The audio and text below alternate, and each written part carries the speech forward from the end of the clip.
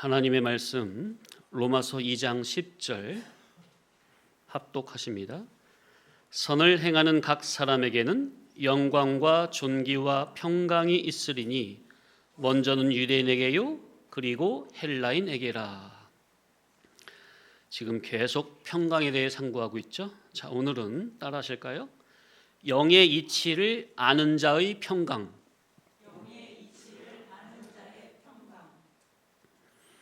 자, 성경은 이 세상을 바다와 같다 말씀합니다.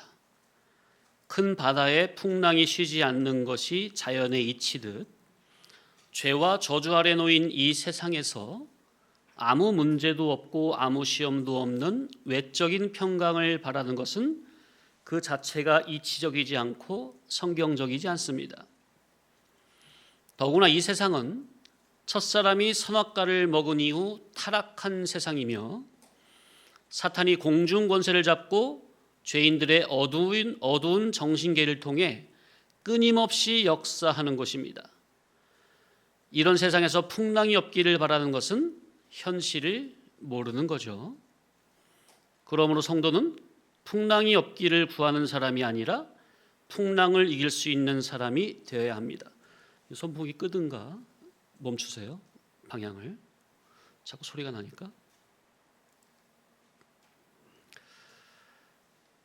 시험이 없기를 구하는 사람이 아니라 시험을 분별하고 이길 수 있는 영적인 실력을 갖춰야 합니다.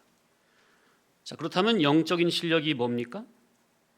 많은 사람들이 영능이라고 하면 신비 체험이나 특별한 은사적인 능력을 생각하지만 성경이 말하는 영능은 그런 것이 아닙니다.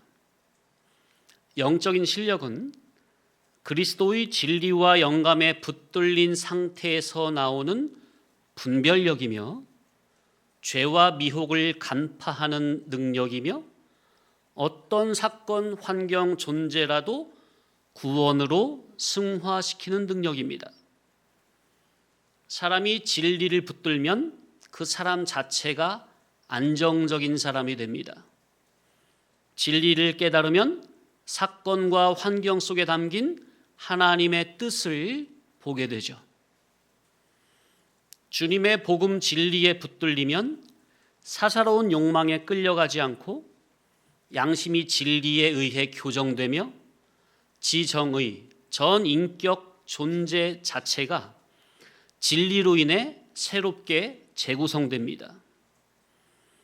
그래서 참 평강은 환경이 좋아져서 오는 게 아니라 그리스도의 진리 통치 아래 들어갈 때 오는 거라는 거. 성활한 내 마음에 맞지 않는 환경을 제거할 때 오는 게 아니라 어떤 환경 속에서라도 하나님께서 복음 진리로 인도하심에 그저 순종할 수 있는 사람으로 변화되는 겁니다. 그러므로 교회는 세상에서 영적인 실력을 길러주는 곳이 되어야 합니다. 교회의 가장 중요한 사명은 그리스도의 진리와 복음을 전하여 성도들 심령 속에 하나님의 나라가 굳건하게 세워지고 이루어지게 하는 겁니다. 예수님께서도 하나님의 나라가 가까이 왔으니 회개하고 복음을 믿으라고 하신 것이지 사역을 열심히 하는 사명자가 많이 나오라고 하신 게 아닙니다. 하나님의 나라는 단순히 미래에 이루어지는 것만이 아니라 현재 성도의 심령 속에서 진리 통치, 성령 통치, 그리스도의 통치로 이루어지는 겁니다. 그래야만 합니다. 그러니 교회의 목표는 무엇을 잘하는 사람이 아니라 하나님 앞에서 어떠한 사람이 되어야 하는지 여기에 있어야 합니다. 그런데 많은 교회들이 사람을 교훈으로 감동시키거나 충동시켜 사명감을 갖게 하고 주를 위하여 하나님의 영광을 위하여 이한 목숨 바치겠나이다 하는 기독교 사역주의로 나가는 것을 하나님의 뜻인 양 착각을 합니다. 그렇게 되면 성도 안에 하나님의 나라가 먼저 세워지기보다 전도, 선교, 부흥이라는 외적 성과를 먼저 추구하는 방향으로 나가기 쉽습니다. 교회의 우선순위는 복음, 성화, 인격의 열매, 그리고 거기서 자동으로 사역이 따라오는 식으로 되어야 하는데, 많은 경우는 먼저 감동을 줘서 헌신을 시켜 주를 위한 활동을 하게 하는 이 사역 위주로 흘러가고 있습니다. 성경 역사나 교회사를 봐도 내적인 경건보다 외적 성과를 우선시할 때는 반드시 율법주의, 공로주의, 활동 중독으로 흐르는 경우가 많았습니다. 참 평강은 주를 위하여 몸밖의 일을 열심히 할 때 오는 게 아니라 그리스도의 진리와 영감에 피동됨으로 존재가 새롭게 되어갈 때 그 사람 속에서부터 주어지는 성화의 열매입니다. 그러니 교회의 본질적인 사명은 성도들을 사역에 동원시키는 것이 아니라 그리스도의 복음과 진리로 양육하여 그들 안에 하나님의 통치가 이루어지게 하는 겁니다. 참된 사역과 전도와 선교는 이러한 내적 성화의 결과로 자동으로 나타나지는 열매이지 그 자체가 목적이 되면 안 됩니다. 그런데 오늘날 대형교회, 많은 대형교회가 어떻게 하고 있어요? 집에 계시는 이제 권사님들 다 시간 되면 다 교회로 불러 모아가지고 열심히 이제 사명감 불어넣은 다음에 풍선처럼 이렇게 빵빵하게 집어넣은 다음에 밖에 나가서 전도하고 선교하게 시키죠. 그것이 하나님의 뜻이라고 하면서. 그래서 참 평강은 외적 환경의 안정이나 활동의 성취에서 오는 것이 아니라 그리스도의 진리와 성령의 역사로 존재 자체가 새롭게 되어 그래서 성화의 과정 속에서 주어지는 하나님 나라의 열매라는 것. 한마디로 교회의 목적은 일을 많이 그리고 잘하게 하는 사람으로 만드는 게 아니라 하나님의 나라가 그 사람 안에 이루어지도록 진리로 양육하는 겁니다. 자, 이제 평강에 대해 더 상고하고자 성경을 찾아봅니다. 마태복음 8장 23절 이하 찾아보세요.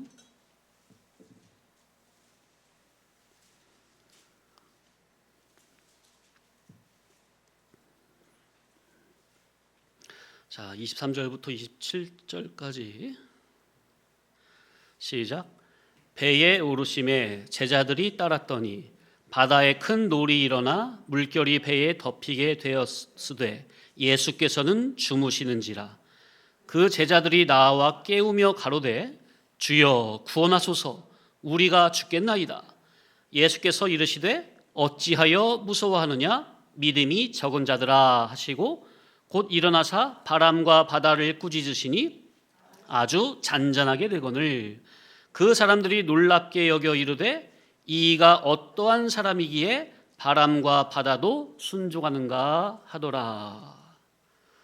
자, 이 장면에서 평강의 신앙에 대해 상고를 해보면, 자, 예수님과 제자들이 함께 배를 타고 건너편 마을로 가려고 하는데 갑자기 바다에 큰 놀이 일어가지고 물결이 배까지 막 들어와가지고 넘치게 되었죠. 그런데도 예수님은 주무시고 계세요. 배가 가라앉게 생겼는데도 예수님은 주무시고 계십니다. 한마디로 예수님은 지금 평안의 상태죠. 예수님은 편히 주무시는데 제자들은 난리도 아닙니다. 곧 평안이 아니죠.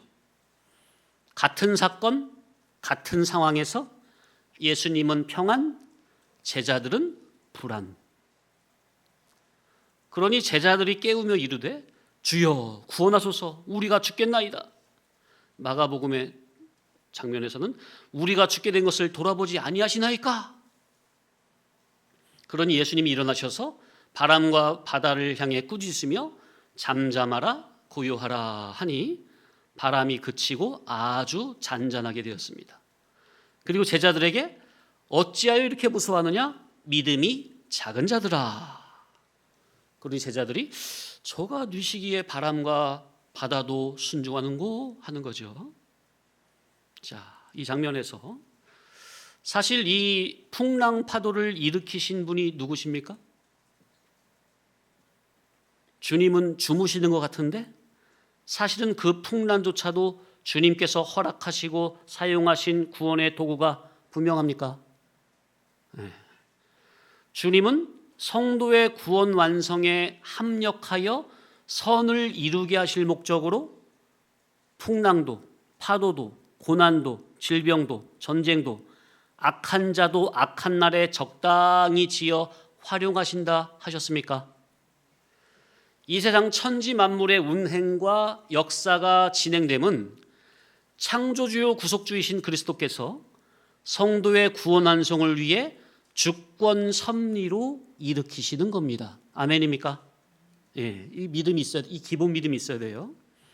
그러니 풍랑과 파도는 우리에게 위협거리가 아니라 하나님의 구원의 섭리라는 거 맞습니까? 예. 자, 그런데 성도가 풍랑을 두려워하는 것은 자기를 위해 역사하시는 하나님의 구원 섭리를 믿지 못함에서 오는 불신앙입니다. 곧 주님을 신뢰하지 않는 겁니다. 그래서 예수님께서 믿음이 적은 자들아 책망하신 거예요. 왜 믿음이 적은 자들아 책망하셨다고요? 성도 자기를 향하신 하나님의 주권적 구원 섭리 통치를, 그 역사 진행을 믿지 못하는 불신앙 때문에, 하나님의 신실하신 인격을 신뢰하지 못하는 불신앙 때문에, 그래서 믿음이 적은 자들아 책망하신 겁니다. 이 해석의 관점은 정말로 중요합니다. 예수님의 책망의 원인은 제자들의 능력 부족이라거나 기도의 부족이라거나 열심의 부족이 아니라, 활동의 부족이 아니라 하나님을 향한 신뢰의 부족이었습니다. 너를 위해, 너의 구원을 위해 천지 만물을 다 잡아 돌리고 계시는 하나님의 주권 섭리를 왜 믿지 못하느냐? 그겁니다. 하나님의 신실하신 인격을 신뢰치 못하는 불신앙. 이 믿음이 없거나 적은 겁니다. 지난 주일에 믿음에 관하여 정말 중요한 정의를 많이 말씀드렸는데요. 믿음이 있고 없고는 누구에 대한 믿음입니까? 아브라함은 뭘 믿었고 우리는 무엇을 믿는 겁니까? 첫째, 믿음의 대상은 누구? 하나님. 둘째, 믿음의 내용은 그분의 신실하신 인격에서 나오는 언약. 곧 믿음은 뭐냐면 하나님과 그분의 신실하신 인격에서 나온 언약을 붙드는 거예요. 이게 믿음이에요. 그러니 믿음이 적다는 말은 신실하신 하나님이 나를 위해 주신 그 언약과 주권 섭리를 믿지 못하는 불신앙이라는 것이 바른 해석입니다. 자, 그런데 이 장면에서 많은 분들이 믿음이 적은 자들아, 이것을 오해를 많이 합니다. 예를 들어서 어떤 식으로 오해를 많이 하냐면, 이놈들아, 나를 믿으면 믿는 자에게는 능치 못할 일이 없거든. 왜 나를 믿지 못하여 풍랑 파도를 잠잠케 하지 못하느냐? 하는 식으로 믿음의 능력이 없어서 믿음이 적은 자들아 이렇게 혼냈다는 식으로 믿음의 본질에서 빗나가는 해석을 합니다. 어떻게 이해되십니까? 기도의 능력이 부족해서, 믿음의 능력이 부족해서 혼났다고 이렇게 생각을 한다고요. 정말 많은 분들이 믿음의 능력은 풍랑을 없애는 기적이라고 오해를 합니다. 많은 교회들이 믿음의 능력은 배고픔을 해결하는 능력이라고 오해를 합니다. 많은 신앙인들이 믿음은 문제를 해결하는 능력이라고 오해를 합니다. 그러나 그렇게 보면 안 됩니다. 왜냐하면 믿음을 그런 식으로 보는 자가 성경에 누구냐 하면 바로 누구? 마귀입니다. 마태복음 4장에 예수님께서 40일 금식으로 줄이신 후 마귀가 제일 먼저 시험한 게 뭐였어요? 네가 만약 하나님의 아들이라면 배고프지? 이 돌들로 떡을 해먹어라.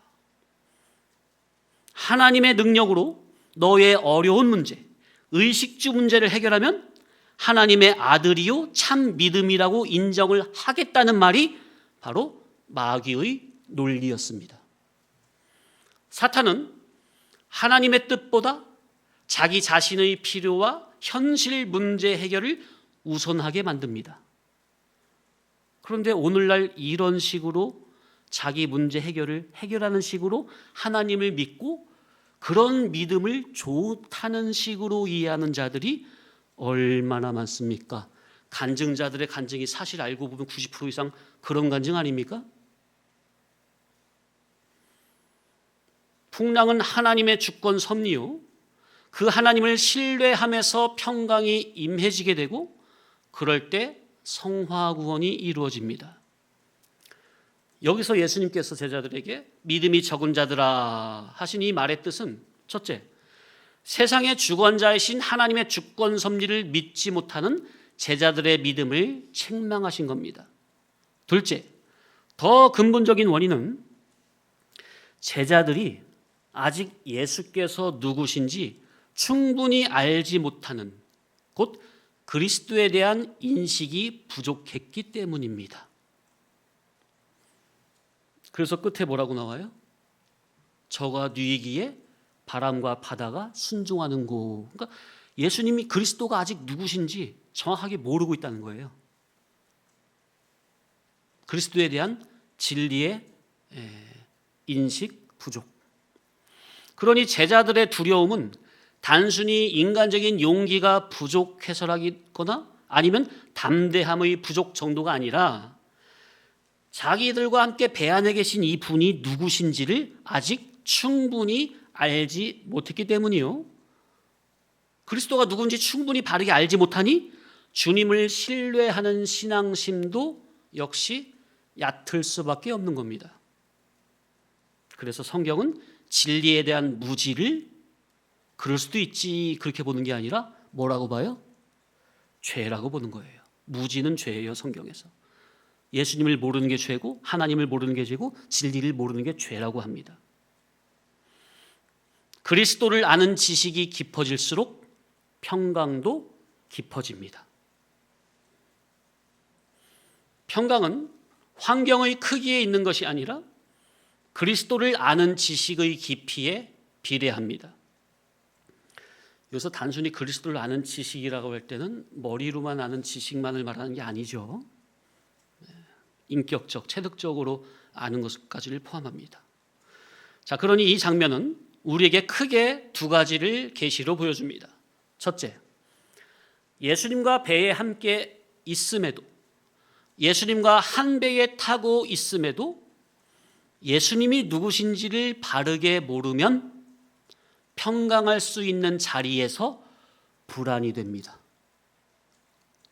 아무리 풍랑 파도가 크게 일어 물이 배에 들어와 잠기게 될 정도가 되었다 해도 배 안에 계신 주님이 누구신지 알면 두려워하거나 걱정할 게 없어지는 겁니다. 그러나 제자들은 아직 예수님이 누구신지 정확히 모르고 있습니다. 저가 뉘시기에 만왕의 왕이요 만주의 주이신 그리스도, 창조주요 그리스도, 구속주이신 그리스도를 배 안에 모시고 있으면서도 그분이 누군지 정확히 알지 못하면 쓸데없는 두려움과 걱정을 하게 된다는 것. 이 이치는 오늘날 저와 여러분에게도 그대로 적용됩니다. 나의 창조주요 구속주이신 그리스도, 나의 왕, 나의 하나님이신 예수님, 내 안에 그리스도의 영으로, 진리의 영으로 함께 계신 그리스도가 누구신지 모르면 그리스도를 내 안에 모시고 있으면서도 쓸데없는 두려움과 고민과 걱정과 내일의 염려를 하게 된다는 겁니다. 둘째, 우리가 예수님을 믿고 모시고 있는 것 같아도, 또는 진리이치 생명이치 구원도리의 깊은 말씀을 매주 듣고 있어도 내 속이 예수님의 복음 진리에 제대로 정착이 안 되면 내 속에서부터 풍랑 파도가 일어난다는 것을 지금 이 본문에 눈에 보이는 풍랑 파도라는 사건을 통해 비유로 계시로 보여주시는 겁니다. 우리가 예수님을 믿는다 해도요, 진리를 안 듣는 게 아니라 매주 이렇게 2번, 3번 듣는다 해도 주님과 인격적, 애정적 결합이 되지 아니하면 곧 예수님을 단순히 아는 것이 아니라 단순히 믿는 정도가 아니라 주님의 진리와 아가페 안에 거함으로 주님을 진정으로 사랑하고 신뢰하며 그분 안에 거하는 상태가 되지 아니하면 몸 밖의 사건 환경과 상관없이 곧 몸 밖의 사건 환경이 풍랑이 일든 아니면 잔잔하든 그거하고 상관없이 내 속에서부터 불신앙이나 염려나 두려움 같은 그런 크고 작은 풍랑 파도는 쉬지 않는다는 겁니다. 뭐가 안 되면? 진리를 들어도 주님과 인격적 애정적 결합으로 늘 거하지 아니하면. 진리로 인한 주님과의 인격적 결합이 약하면 환경은 잔잔해도 그 사람 속은 풍랑이요. 진리로 인한 주님과의 인격적 결합이 깊으면 몸 밖의 사건은 풍랑이어도 그 속은 평강입니다. 그래서 제자들이 두려워한 이유는 풍랑 때문이 아니라 예수님이 누구신지 정확히 알지 못했기 때문이며 성도의 평강 역시 환경의 편안한 안정에서 오는 게 아니라 그리스도를 아는 지식과 그리스도와의 인격적 연합이 깊어질 때 주어지는 겁니다. 그래서 평강은 환경의 문제가 아니라 존재와 인식의 문제입니다. 예수님의 말씀 한마디에 바람과 바다가 잔잔. 그렇게 되려면 내가 주님 안에, 주님은 내 안에. 이렇게 주님과 인격적, 애정적 결합이 되어야 합니다. 주님과 인격적, 애정적 결합이 되면 크고 작은 풍랑 파도가 무서운 게 아니라 그때부터는 스릴이 있는 거예요. 주님이 내 안에 계시고 내가 주님 안에만 있으면. 수상스키 타는 걸 보면은 초보자인지 실력자인지 금방 드러납니까? 우리가 정말로 주님과 인격적, 애정적 결합이 되어 있으면 이 세상의 풍랑 파도는 마음껏 뛰놀게 되는 거예요. 스릴 있게 인생을 사는 거예요. 재미가 있죠. 어떻게 될 때? 그리스도와 인격적, 애정적 결합이 됐을 때. 사모하시기 바랍니다. 주님과 인격적, 애정적 결합만 되어 있으면 이 세상의 모든 것들은 전부는 구원운동에 이용, 활용, 선용하며 통치하고 지배가 되는 겁니다. 하나님은 온 천하 만물을 능동적으로 통치를 하십니까? 그리스도의 피로 구속된 저와 여러분은 그리스도의 진리에 피동된 속에서 능동적 통치를 할 수 있습니다. 따라합시다. 그리스도의 진리에 피동된 통치. 하나님에게 피동된 속에서 진리 통치. 진리의 피동적 능동. 예. 그러나 내가 하나님과 영적, 인격적으로 단절이 되면 만물도 나에게 대적이 된다는 이치를 알아야 합니다. 내가 하나님 앞에 순종을 하면 만물이 전부 다 나에게 순종이요, 내가 하나님 앞에 불순종하면 만물이 나에게 불순종합니다. 오히려 대적을 해요. 하나님이 그렇게 지으셨어요. 저는 그런 경험을, 긍정적인 경험을 많이 개인적인 신앙으로 많이 경험을 했습니다. 로마서 8장 19절 이하 찾아보세요.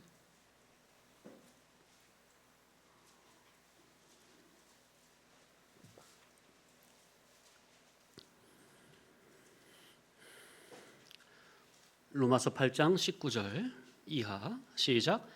피조물이 고대하는 바는 하나님의 아들들이 나타나는 것이니 피조물이 허무한 데 굴복하는 것은 자기 뜻이 아니요 오직 굴복하게 하시는 이로 말미암음이라. 그 바라는 것은 피조물도 썩어짐의 종로로 탄 데서 해방되어 하나님의 자녀들의 영광의 자유에 이르는 것이라.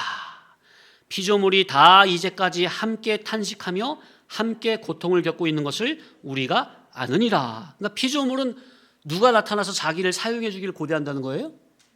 예, 하나님의 아들들. 그러니까 누가 그렇게 돼야 돼요? 우리가. 예. 그런데 하나님의 말씀에 순종하지 않는 사람들이 자기를 쓰면 피조물도 탄식한다는 거죠.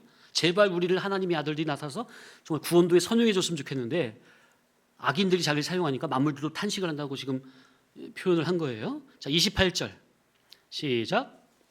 우리가 알거니와 하나님을 사랑하는 자 곧 그 뜻대로 부르심을 입은 자들에게는 모든 것이 합력하여 선을 이루느니라. 예, 잠시 안 쉬어도 되겠죠? 네, 계속 이어서 창세기 1장 28절을 보면 하나님께서 첫사람에게 땅을 정복하고 다스리라는 이 문화 명령을 주셨는데 첫사람의 타락으로 이것이 깨어졌다가 그리스도 안에서 이 질서가 회복이 됐습니다. 아담의 타락으로 하나님과 관계가 깨어지고 자기 자신도 통제하지 못하고 자연도 저주 아래 들어갔습니다. 그래서 인간의 통치권이 붕괴됐었죠. 그러나 창조주요 구속주이신 그리스도를 자기 안에 주인으로 왕으로 보시면 창조의 질서 회복이 자기에게서 회복되는 겁니다. 아멘? 예, 얼마나 좋아요. 구원이란 단순히 천국행 티켓이 아니라 그리스도의 통치가 인간 내 속에서 회복되는 겁니다. 그래서 지속적으로 진리 통치를 받아야 한다는 겁니다. 그래야 만물도 구원 목적으로 통치가 되는 거예요.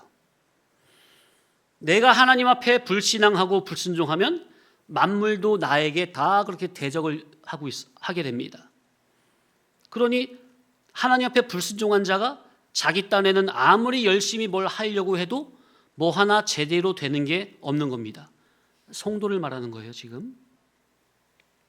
내가 하나님을 불신앙하고 불순종하면 피조물이 허무한 데 굴복하는 것처럼 되어 만물이 탄식을 하게 됩니다.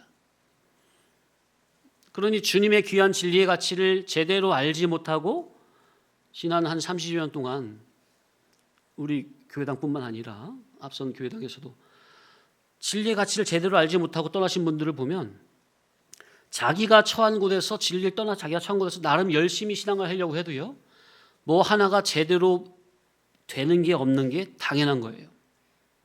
참으로 불쌍해요. 진리권 안에 계시다가 스스로 나가신 분들을 가끔 이렇게 소식을 통해 들어보면 정말로 뭐 하나 제대로 되는 게 없어요. 나름 열심히 살아보려고 애는 쓰는데 진리 7위권, 아가페 7위권을 스스로 벗어났으니, 그러니 하나님의 진리와 영감의 인도와 보호가 없으니 인생 참 허무하고 허망하게 살아가고 있는 걸 볼 때 참으로 안타까운 거예요. 나름 종교성의 마음으로 애는 쓰는데 그 심령에 평안은 없습니다. 그리스도께서 그의 인격 속에서 친히 다스려 주심이 없어요. 안 보여요. 얼마나 불쌍한지.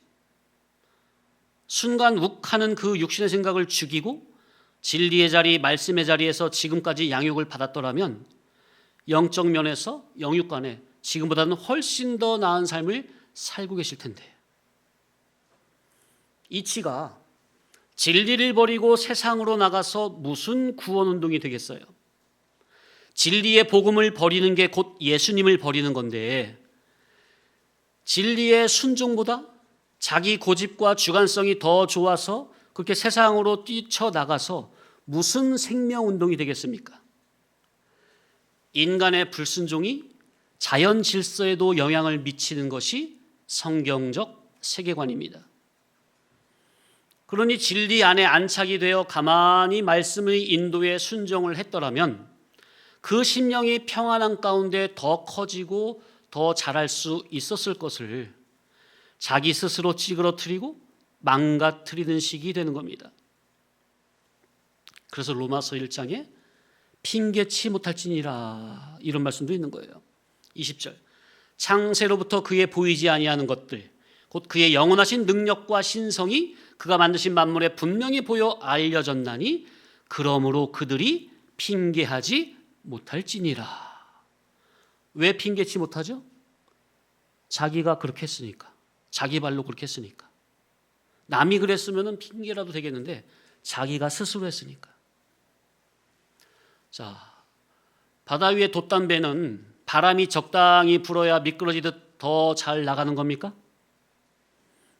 역시 성도에게는 적당한 풍랑 파도가 있어야 하나님 나라까지 가는데 더 잘 가지는 것이 신앙의 이치입니다. 이 세상은 전부 실력입니다. 몸은 건강해도 머리가 텅텅 비면, 무식하면 일도 제대로 못하고 못 배우고 밥벌이도 제대로 할 수가 없습니다. 그래서 많은 부모들이, 신앙 없는 많은 부모들이 어려서부터 그렇게 교육에 열을 올리지 않습니까? 일반적인 것도 잘 배워야 합니다. 세상에서 자연이치, 물질이치도 잘 배워야 하지만 교회는 특히 진리이치를 잘 배워 깨달아야 합니다. 하늘의 이치를 알면 세상 이치의 흐름과 방향이 이해가 됩니다. 물론 역사와 문자를 모르고서는 계시도 어렵기 때문에 일반적인 학문의 과정도 잘 거쳐야 합니다. 성령님의 감화로 영의 이치를 깨달은 사람은 일반 이치와 자연 이치를 보다 바르게 해석할 수 있습니다. 영의 이치를 모른다고 일반 이치를 전혀 모르는 것은 아니지만 영의 이치를 모르면 일반 이치가 궁극적으로 어디를 향하는지 알지 못하게 됩니다. 방향성을 몰라요. 알 수가 없어요. 그래서 성도는 성경에서 영의 이치를 바르게 깨달아야 합니다.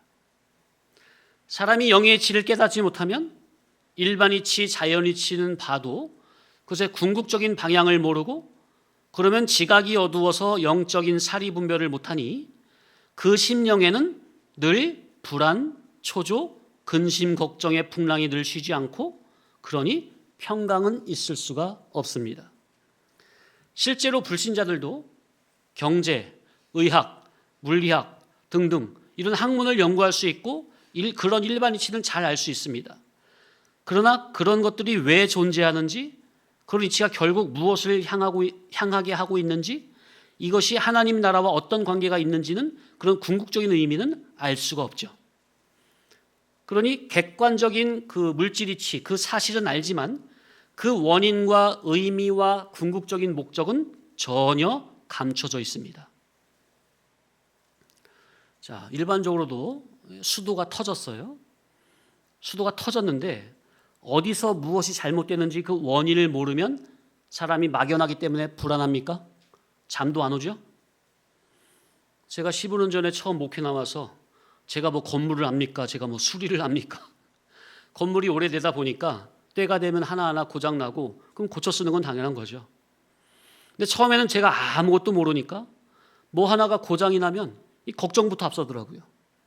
더군다나 처음엔 재정도 넉넉지 않았고 제가 처음에 부임해서인가 그 해인가 다음 해인가 그 겨울에 수도가 터져가지고 한 달 수도세가 120만 원 정도가 나왔어요. 얼마나 충격이 컸는지 깜짝 놀래가지고 그때 6가족 한 달 사례비가 120만 원이었는데 이게 어디서 터져서 계속 새고 있는지도 모르는데 샌 지 2주 만에 발견된 거예요. 근데 원인 분석이 되면 그것을 고치면 되니까 괜히 불안에 떨 필요가 없는데 이제 나중에 이제 원인 분석이 돼가지고 4박 5일인가 이제 일꾼 불러다가 땅을 파고 깊이 파가지고 수도관 교체하고 나서 그 증빙 자료를 제출하니까 그 120만 원 안 내고 평소 그 전달 나오던 수도값만 내라고 하더라고요.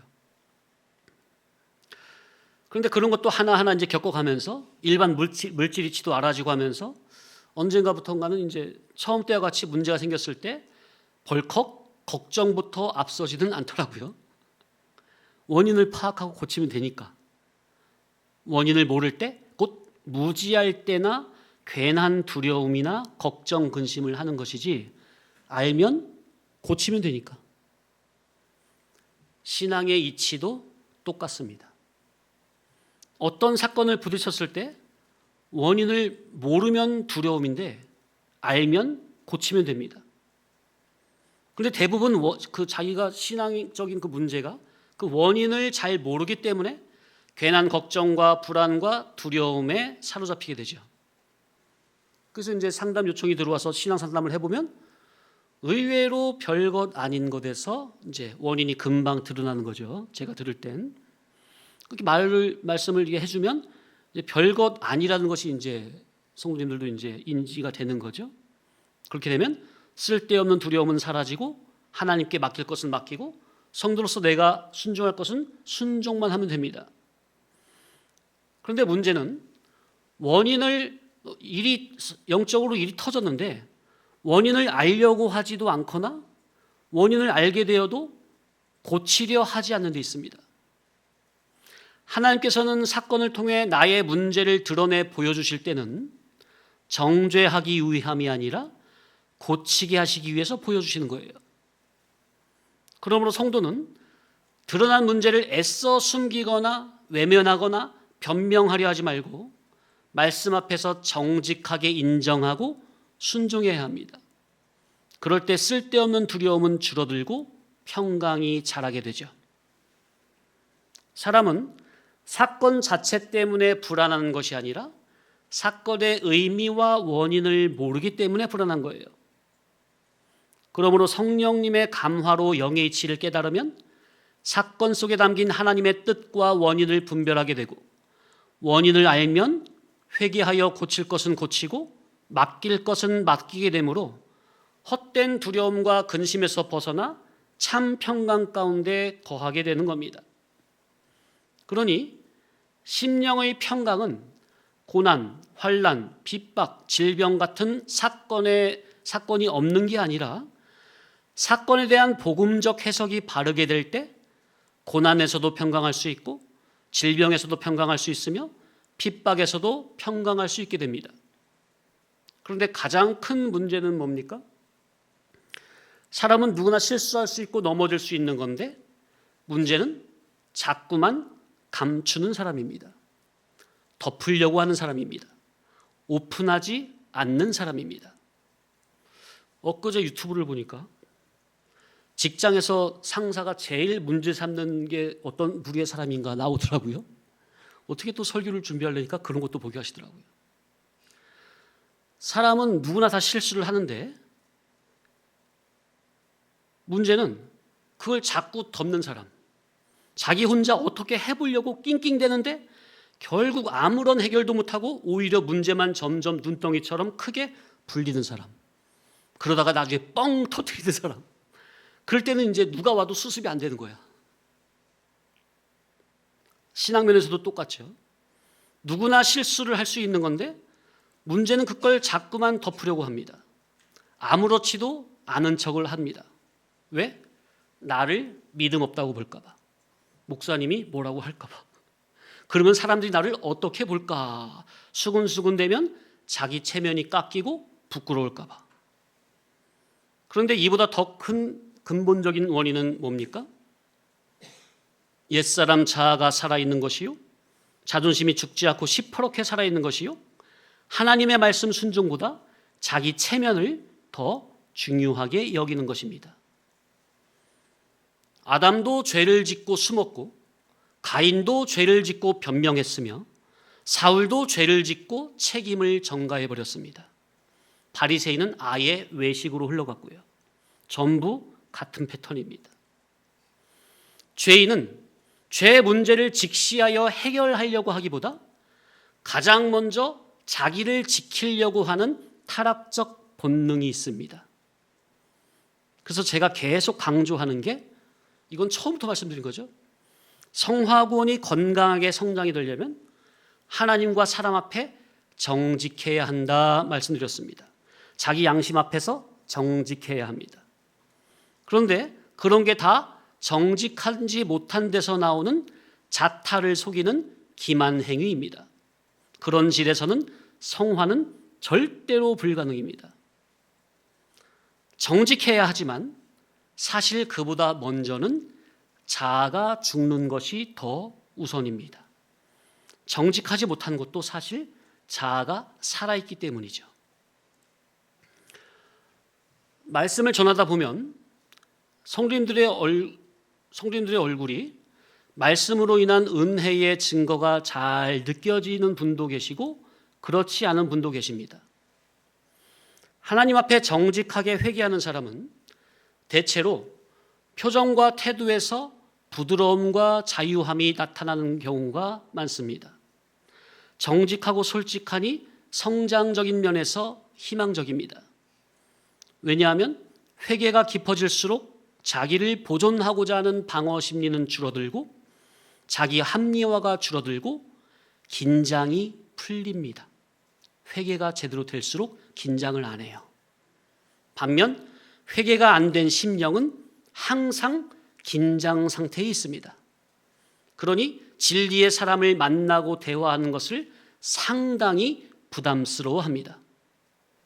성도의 일반적인 교제조차 부드럽게 매끄럽게 진행이 안 됩니다.